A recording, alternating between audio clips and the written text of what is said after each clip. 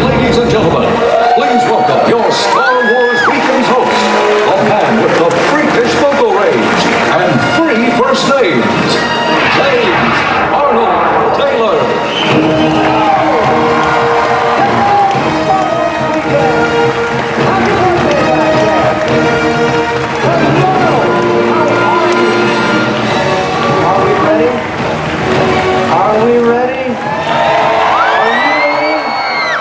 What about you? You ready over here? Who's more ready? Over here? How about back there? Right back! My name is James Arnold Taylor, and it is a true honor to be able to be here right now and do what we're about to do. So I could go on and on, but I think we got to get to it, right? We got to get to this show. A conversation with Frank Oz. Ladies and gentlemen, before we bring him out, let's look at him in action. Take a look.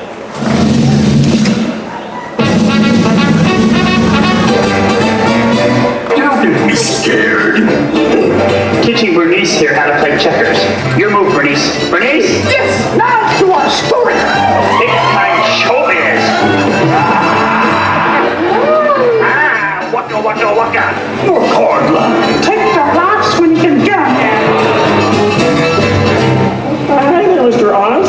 Are you by chance in relation to Frank Oz?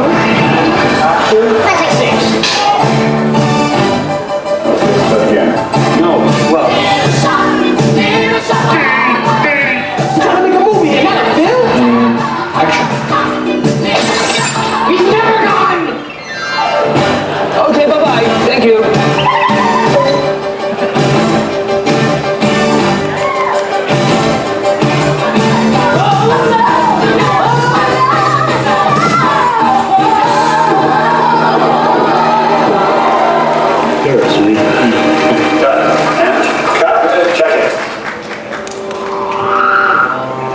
I'm not looking for a friend. I'm looking for a Jedi Master. You seek Yoda. Why would you become Jedi? Use the Force. Doesn't mean by my size, do you? When 900 years old, you reach, look as good you're not.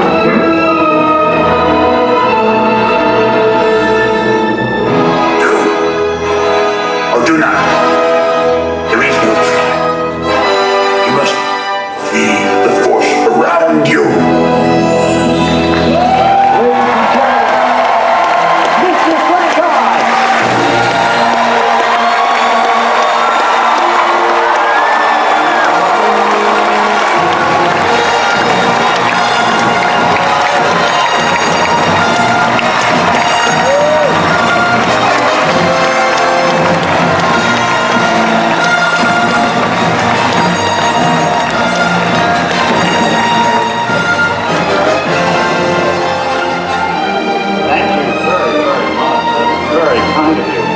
It's exciting. It's very, very exciting for all of us to have you here at Star Wars Weekend. So. Can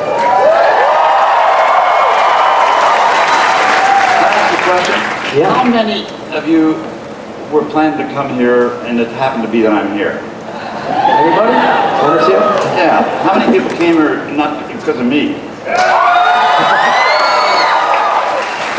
I thank you very much, because that's a lot of energy on your part, a lot of time and money. Yeah. So thank you very much. It's very good of you guys.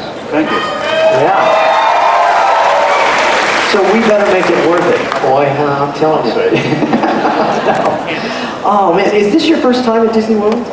No, I've been here several times. As a matter of fact, once we were here for about a month when we shot a special, The Muppets at Disney World, many years ago. Man, well, I gotta tell you, so we have so many questions, we have so much to cover, and of course we'll be doing this over the next 3 days as well. And we can cover a lot of ground, but to really make sure that they all get information and to make sure that I look good in front of the folks at Disney,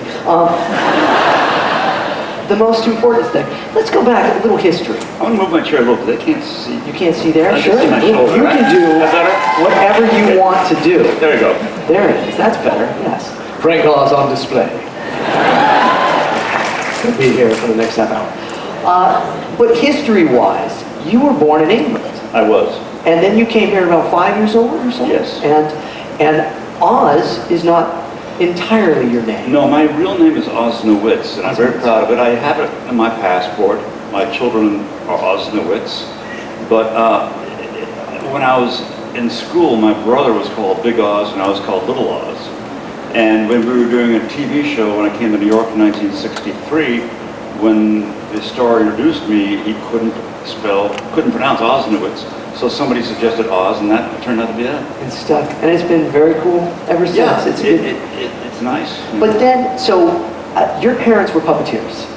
It was their hobby. It was their hobby, okay. And so you just kind of naturally had that ability, and you took it on. But I don't know if I had that ability or not. I know, I guess I wanted to express myself in some way, and I think it was a way of pleasing my parents. But also, I was about 11 years old, 12 years old. And for those of you who were like me, who had low self-esteem, I was too scared to be myself. And what it did, it gave me an avenue to express myself, but with this. And so if people rejected this, they weren't rejecting me. And so I think this, of course, I didn't realize until much later in life, but I realized that's probably why I did it, because I think a lot of us have, when you're younger, have self-esteem problems, which is a shame, because we're all great. yeah. But that I think is what happened, and then as a result of doing it more, then I think I got into a situation where I got pretty good at it. So 11 and 12 years old, Children's Fairyland was the Yeah, there's a park in in Oakland, California called Children's Fairyland. As a matter of fact, Walt Disney came to visit Children's Fairyland before he built Disneyland. Is that right? Yeah, because he was just studying different parks, and that was there beforehand. So tell me about this porcupine marionette, though. Where did you get that from? Well, you still don't get the Jedi thing, do Okay, you? there were. When I was 12, 13, 14 years old, I was kind of apprenticing at this puppet theater in Oakland, California at Children's Fairyland. And it was 3 shows a day, but marionettes, string puppets. And I think I built a porcupine, which is the dumbest thing you could possibly do, with strings. Because it just walks like 3 inches and all the strings are tangled in the, So, but I was young.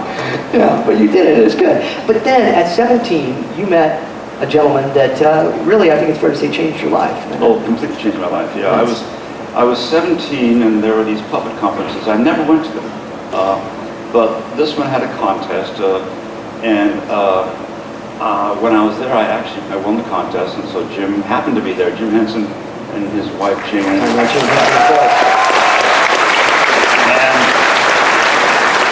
I was 17 at the time, and he was about, I think, 25. Okay. And his first daughter, Lisa, was in a carriage. And I remember he didn't have a beard at that time. And he came and talked to me afterwards. And then he wanted to hire somebody while he was in Washington, D.C. He had a television show there. But he hired, I was 17, I was still in high school. He hired a dear friend of mine, Jerry Jewell, who became the head writer of the Muppets. He's passed away since. And when I became 19, I actually said to myself, okay, I'm stopping the puppets, I want to be a journalist. And I went to school for about 6 months at Oakland City College, because I wasn't smart enough in math to go to Cal with my friends. And then Jim asked me to come out and try for 6 months with the Muppets, and I stayed with them ever since. And the fascinating thing I've heard you talk about him is he took away the proscenium, and he made these puppets interchangeable. Can you explain exactly what that means? I guess I don't know, for those of you who don't know puppets or don't care, it may be boring to you, but nevertheless. No. Prior to Jim, there were puppets on television like Bill Baird and Bert Tillstrom and Kuka Fran and all that, but they had a proscenium, and then the television camera shot the proscenium. So essentially there was the frame of the television, and inside the frame of the television was another frame, which was the physical frame the puppeteers worked the puppets. So what Jim did is he took away the center one, and he used the frame of the television as the frame for the puppets. And that was entirely new. And what was also new that Jim did was he created lip sync that was very, very precise. Before that, it was, lips that could be like that, basically. But because he worked in television, he had to accommodate the close-up. And when you have a close-up, he realized he had to be much more specific because you're close. So the close-up caused that specificity of lip sync. And the third thing you were talking about is usually puppets used to be, anyway, they'd be princes and witches, and that's who they'd be. Yeah. That's it. But Jim just made these kind of faces, and then he double-faced noses and eyes and changed them all over, so one shape could be any different kind of characters. And Jim kind of exploded puppetry. Yeah, and I heard you also mention that Kermit wasn't necessarily a frog, per se. No, Kermit was just a creature. He was just a creature, and it was only when we started in television that I think the label The Frog just came out. I've forgotten how. Wow. And these characters, I mean, Fozzie Bear, Miss Piggy, Sam the Eagle, we could go on, Animal, Grover, Bert. We talked a little bit about it at lunch, and you've changed our lives with these characters. And I don't mean that...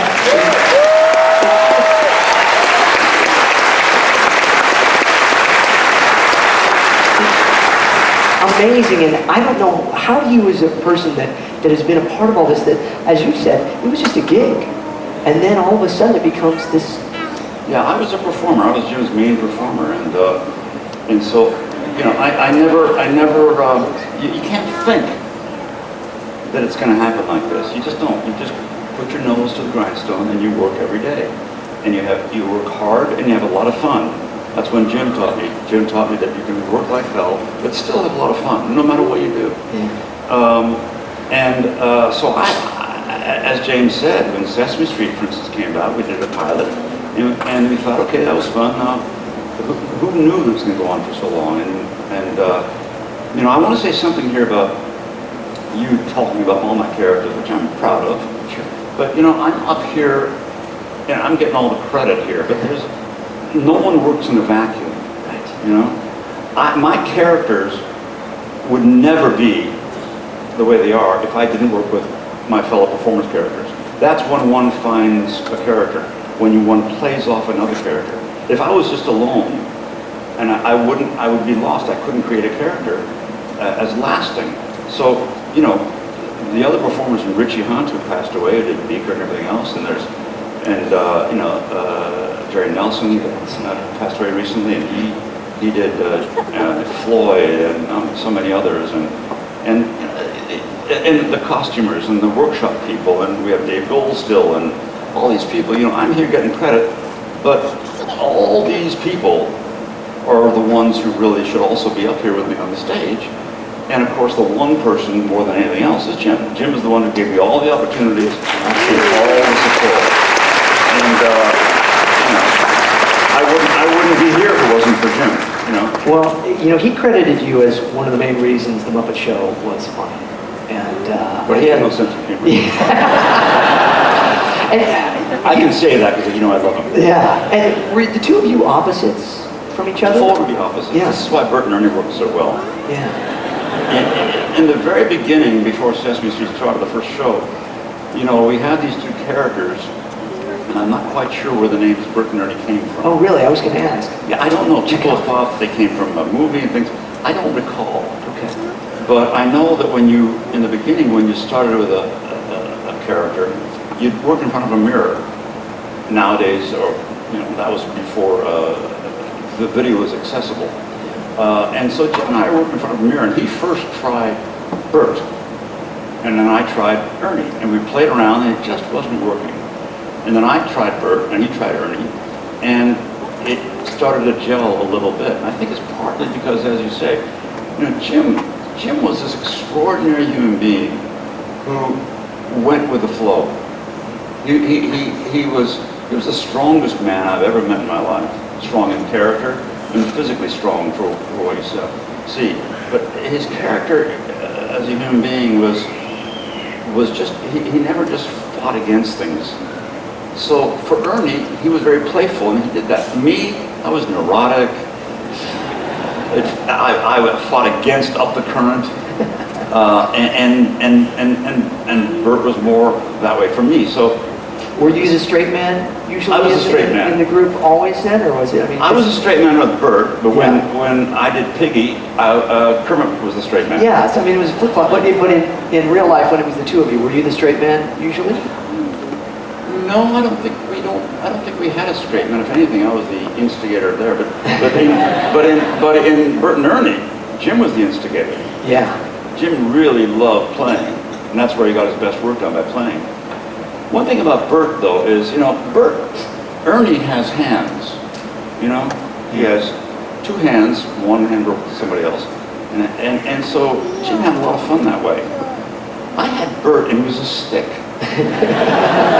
All he could do is bat and arm on a stick. And how I got Bert's character was that I just couldn't get a character for him. It took forever in the first year because he was so boring. He was just doing this. And I realized, okay, boring. That's his character. That is his thing. So his favorite color is gray. His favorite dish is oatmeal. No, nothing with it. One of his hobbies besides bottle caps and everything is checking the tributaries of various rivers around the world. Oh, really? Yes. That's so I made it as boring as possible, and so that's how Bert came about. They really, though, they captivate us. They change our lives. It's so many of us grew up with them. And I got to touch on Cookie Monster, of course, but Grover, I think, is just. If nothing else, this is cheap applause for you. I'm just going to say these characters, and they'll applaud, and you can just feel the love of that. But I think it's so true what you say. It's certainly the case in animation as well. That there's a whole group of people creating this. They really should be on stage with me here. But they are with what you do because we see it, we appreciate it. And the question I'm also wondering about is, how did you come into contact with George Lucas? Was that through Jim as well then? Yeah, we were doing the Muppet movie in Los Angeles. And Gary Kurtz came to Jim, I believe, and asked him through George to be Yoda. And Jim realized two things. First of all, he was the head of a company. He didn't have time to do that. But also he realized he had weaknesses and strengths. I have weaknesses and strengths. And one of my strengths was more the dramatic performance. Sure. And so he suggested me. And as a result, I was in the trailer with Jim and Gary Kurtz. And they showed me, in my trailer, and they showed me a book of designs for Yoda. And it's not the Yoda that you see now. There's different kinds of Yoda. But there's one photo that somehow got to me. And sometimes characters like Bert take a long time to get. And sometimes things like Yoda, I got them. Have no idea why. There's one particular design, and this design was very close to what Stuart Freeborn made. So that's how I got to know George. Did you know that this character was going to be this kind of wise sage, and did that connect with you, or was that like, I've got to search for this? I think what connected, yes, I did, because the script had him that way. George and Larry Kasdan wrote Empire Strikes Back, and that's where Yoda came in first. So I knew what he would be. What I loved about it, I loved opposites, and I loved the fact that this little character was so powerful, and he was not unlike a Zen master, and yet if he saw the last candy at the plate, he wanted it. I love big, powerful people with little petty things. I love that opposite, and so I saw that in him, and I think that's how it started with him and R2, the little fight they have in Empire. Yeah. And I think that was written, and I love that. So I did know that, yes. Yeah, and Lawrence Kasdan and George Lucas, they invented this character, but you really were able to take it and you created kind of a Bible for the character, a backstory to it. Yeah, what I did, again, here I am for Yoda, but Stuart Freeborn made Yoda with the help of Jim Henson and because George and Jim both, wanted to work together, and so Jim wanted some information from George to help, and George needed a little help from Jim on Yoda, so that helped. But Stuart Freeborn did make Yoda. And Freeborn, forgive me for interrupting, Freeborn combined his own face with somebody else. I don't know. I was told it was Einstein and him, and if you look at the face, it actually does look Stuart did look like Yoda. He yeah. Really did. When he really, really did. Yeah. And but that backwards talk, that speak, was that in the script originally, or that was in the script. Okay. But only half. He would talk, and then he would be colloquial. Okay. And I asked George. I said, "Can I go all the way with that? Because I really think that's good." And he said, "Sure." And I remember, George doesn't give a lot of direction. He knows exactly what he wants. And the way George and I work is I give him like 10 things and he chooses one. But I remember in the canteen at Elstree, which is a town where the Star Wars stage was built, and that's where he shot Empire. We were in the canteen cafeteria, and I hadn't known George hardly at all. I said maybe 2 words to him. I walked over and I said, and I never talked about Yoda. Never said 2 words to him about Yoda. So he didn't tell me what he wanted. So being a director, I know actors always come to you and say, "What do you want?" So as an actor, I came to George and I said, there we go. At the canteen, I said, "Excuse me, George, what is it? Tell me what you want out of Yoda." And he says, "Frank, just make it wonderful." Check. Yeah, you did it. So he also then did not initially pick you. I don't know if everybody knows this, as the voice of Yoda. No, he didn't pick me as the voice. As a matter of fact, I think part of the thing is I do so many voices, and I don't do voices, I do characters, but nevertheless, I think that was a concern for him. Also, I think being an old man, I think he didn't want to be a cartoony kind of old man. Sure. For whatever reasons. In any case, I gave him a little voice tape, and he, and then I think for 6 months he was auditioning other people for Yoda. So when you were on set doing it, were you doing the voice that we know now? I was on set doing a voice. Well, when you're on set, when I'm doing Yoda, it's such a challenge to do him. All my energy goes into the physicality of him. Yeah. So when I did the voice, I knew I couldn't do both the voice and the physicality. It's just too much focus. Yeah. So what we did is what we call a scratch track, which means they recorded my voice, which was not really Yoda at that time, but it was a template that I could use a year later when I actually did record the voice. But even at that point, the scratch track I think was not Yoda. As a matter of fact, what I did do is I studied old men's voices for a while. Really? Yeah, and then I gave that tape to George. And then after about 6 months or whatever it is, I knew George was looping, and I was on my honeymoon with my previous wife. My wife now, who I love dearly, and she's a wonderful lady too, my previous wife. We were on honeymoon in the Kahala Hilton Hotel, and I got a call saying, not from George, but somebody said, "Frank, maybe I think we would like you for the voice afterwards. Could you come to Los Angeles?" I said, "That was my honeymoon." So, I flew to LA, and they made up for my honeymoon, and I'm very, very pleased because I've always done my own characters in total. Yeah. So, except for two, which is in Dark Crystal, where I did Agra physically and I did the Chamberlain physically. But Billy Whitelaw did Agra, she was brilliant, and I forgot who else did the Chamberlain. Yeah, she passed away. But I'm used to kind of doing the whole thing myself, so I was very happy that he wanted that. Absolutely. And there's another one that, by the way, we'll go off on a tangent here for a second, but one of my favorites, and it's at our house every Christmas, Emmett Otter's Jug Band Christmas. Isn't that beautiful? And I don't know if everybody knows that you were Emmett's mom, Alice. I was Emmett's mom physically. Physically, yes. But we had to have a real, Marilyn Sokol had a beautiful voice. Yes. I was the head for voice and the physically of the leader of the gang. Yeah. Yeah, and But that was just wonderful. And Paul Williams wrote the most beautiful. Yeah, that was awesome beautiful stuff. So that is a Christmas favorite for us, but I just needed to Thank you. selfishly do that right now. Thank you. Just to pull tension over to me again, you see, Frank. That's the way it works every once in a while. But, so, you're on set, and Mark Hamill has talked about this many times.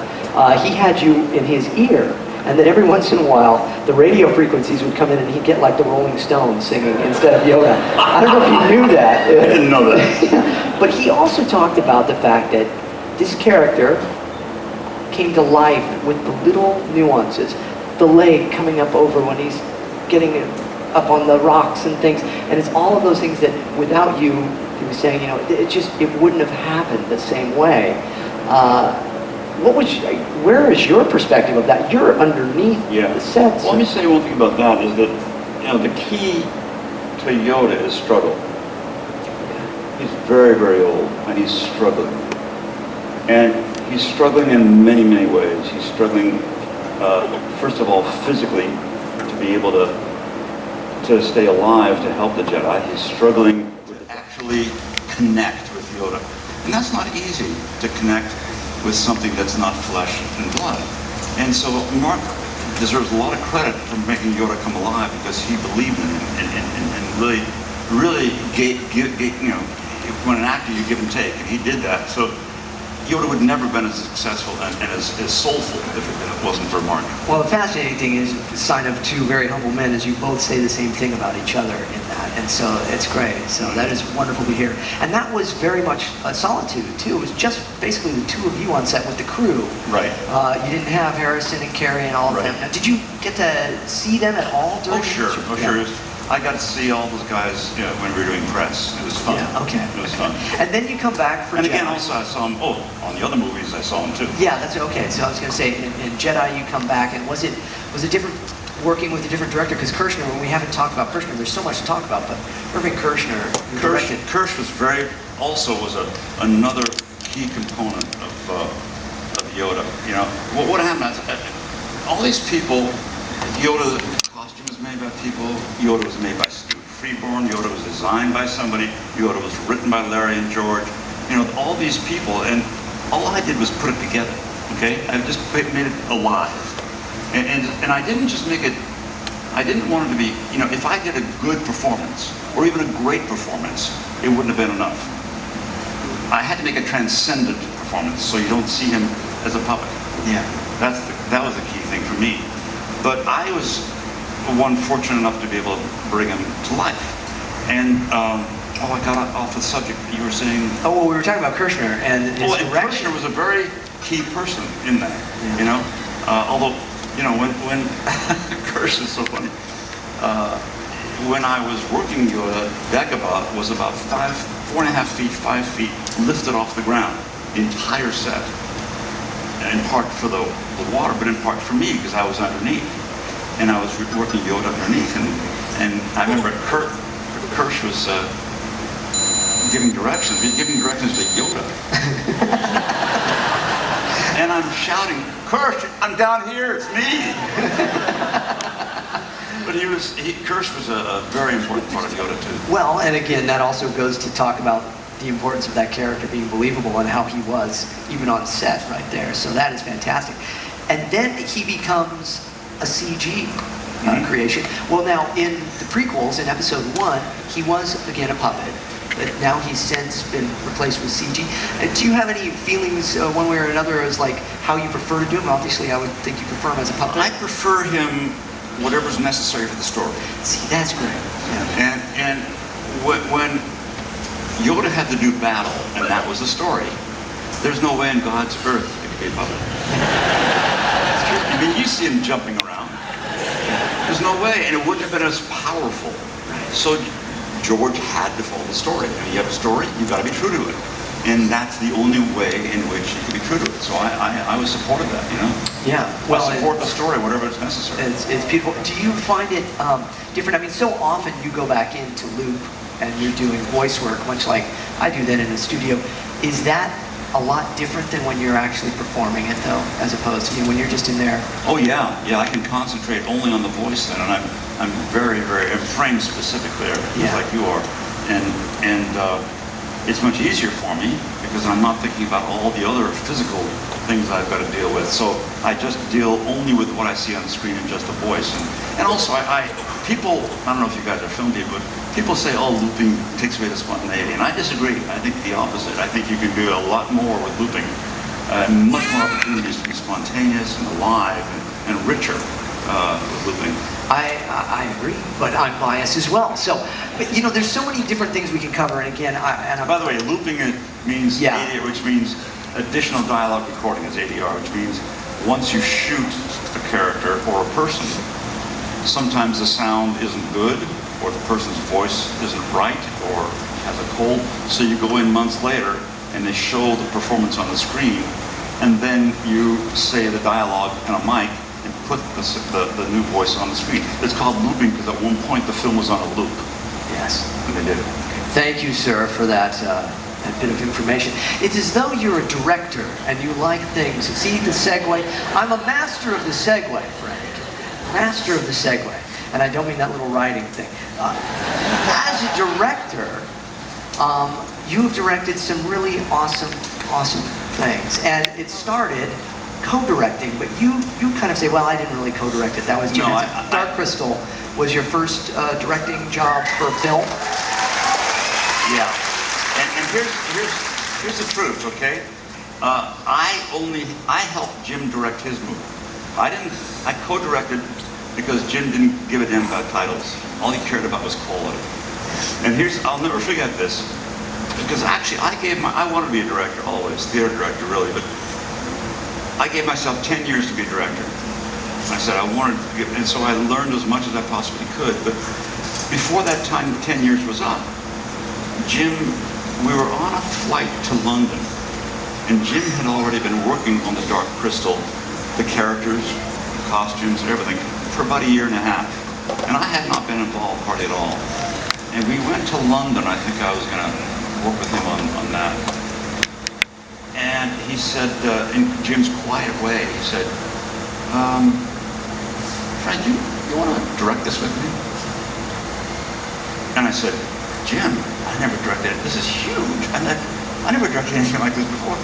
But I mean, you know, why? Why me? And this is Jim. He says, because I think it would be better. And all he cared about was the quality. He knew that he had some weak areas that I could shoulder, that I could fill. And all he cared about was the quality of the work. He didn't care about the credit. And so that's the kind of guy Jim was. That is fantastic. And you were inspired by, was it A Touch of Evil as well? I'm sorry? A Touch of Evil, the film? I was inspired by that, absolutely. By that as a director as well? Oh my God, so yeah. A Touch of Evil is a stunning film. And so, as a director, do you enjoy comedy more than drama? Because primarily you're directing comedies. Primarily, yeah. And why is comedy important to you? Because it seems to be such a pinnacle part of it. For some reason, I like bringing things to life. Yeah. That's what I do. Each of us in our lives have one thing that we're here for. And for me, I bring things to life. That means I bring a puppet to life. I bring a movie life. I bring a moment to life. I enjoy that. I enjoy when I talk to somebody. I don't like being normal. What I do in a hotel, it's awful. But I can't stand just being normal. I want to bring more life. So when you check out, the desk says, "Did you have a nice visit?" And I said, "No, this is a hellhole. I'll never come back here again." Oh. And what happens is they're realizing, and then when it's a joke, I realize they brought him to life a little bit. You know, they hear the same old thing over and over. Have you had a good time here? Huh? Have you had a good time?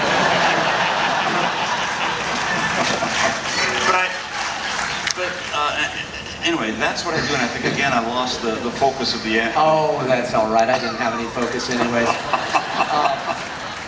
Little Shop of Horrors. Let's just go through things. I'm going to say words. It's going to sound impressive. Again, they'll applaud, and then you can comment if you'd like. Little Shop of Horrors. Dirty Rotten Scoundrels. Who, by the way, we have a little 6 degrees of connection here. Ian McDiarmid, who of course played the Emperor. who you fought, Yoda fought in Revenge of the No, I Sith. didn't. Oh, yeah. Yeah, Right, you guys had a little battle, and then was that pretty much how it was on the set with him? 'Cause Yeah. he's difficult, right? He's a In Dirty Rotten Scoundrels, I don't know if you know, but I had met Ian years before that, working with, before he became the Emperor, and I shot in the south of France with Steve Martin, Glenn Headley, and Michael Caine, and I hired Ian as Michael Caine's butler. So I knew Ian before, and I remember saying to Ian, he's so brilliant. I said to him when he was doing the butler, I said, I am so underusing your talent. you got But he was wonderful. Yeah, and then I mean, I would be remiss if I didn't mention In and Out, Bowfinger, Death at a Funeral. These are just fantastic films, and there's so much to cover. I'm so glad that we get to talk more over the course of the next few days. I remember what Yeah. you asked about the comedy. The answer is, for some reason, comedy brings things more to life, and also more serious things could be said about with comedy. Yes. And I like things that are a bit subversive, and the best way to bring that up is to be funny, because that's not as threatening. Although I love dramas too, you know. Okay. All right. I remember that question. It's pretty good, right? That was very good. I'm impressed. Hey, you know, you're also a voice in the new Inside Out, right? The new Pixar film. Yeah. And 2 lines. that's But Well, Dave Pete Doctor's a dear friend of ours. He's a director of Up and Yeah. Monsters. So he just asked me and Dave Goals. Now Dave Goals does Gonzo and Bunsen Honeydew and Zoo and everything. So Dave and I have been friends, and we clown around for 35 years. Knowing that, because Dave's a friend of Pete's, he just brought us in the studio. We ad-libbed for about 2 hours, and we had a ball. And he just took a few lines, but I am so undeserving of being in that movie. I think we're undeserving here of all this time you've given us. We are so grateful, Frank Oz, for your time.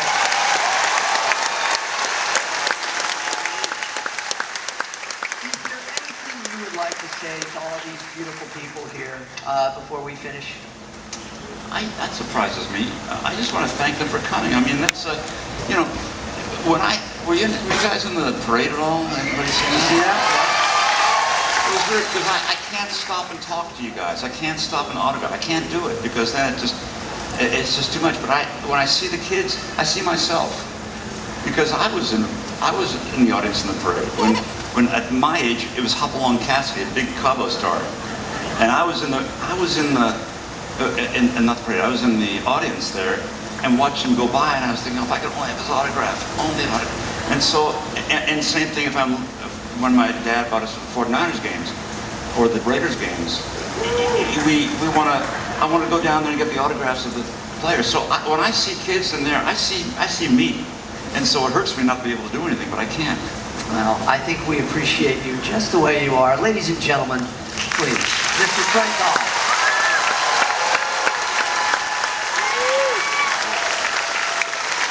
Thank you for coming. I really appreciate it. Thank you all. Enjoy your time here, and may the Force be with you.